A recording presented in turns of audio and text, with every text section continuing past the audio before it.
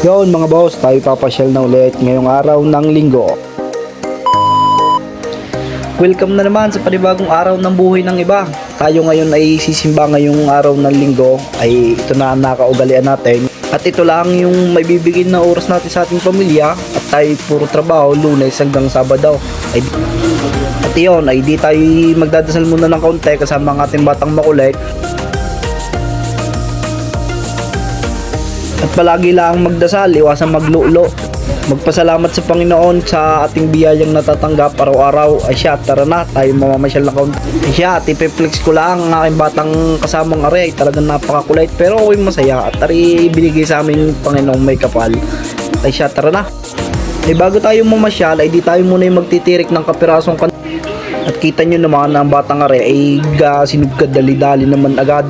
Ay kami hindi pa tapos magsimba ay gusto lagi makapundin ng kandila. Sabi ko sa aking asawa ay dibigin na ng pagtirik nga kami ng kandila. Ito ay sumakay na ako ng tricycle. Nag-aayos ako ng aking gagawin ay siya kay Jack isa bro. At wala pang isang segundo kami nakarating din sa Robinson Place Lipa. Nandito nyo lang ang matatagpuan sa Lipa City, Batangas. Nang pagdating namin sa Robinson, nakala ko lang ay kami mauna. Aba, itikay nauna pa ang batang are. Tignan niya ang bilis. Hindi na nagpa-check ng bag sa guard. Ay, kay naman na. Aba, ay parang sanay na sanay sa mall. Hindi ko alam sa batang are kung anong bibilhin. At sinamahan lang namin. At gawa ng kanyang mga pinamaskuhan ay kalulutong na pira. Ay hindi ko alam kung saan gagastusin. At aray, nagsukat na nga ang batang makulait, di ni pala gagastusin ng kanyang pinamaskuhan sa halagang jacket ay pagkakamura nga naman. Shoutout kay ate.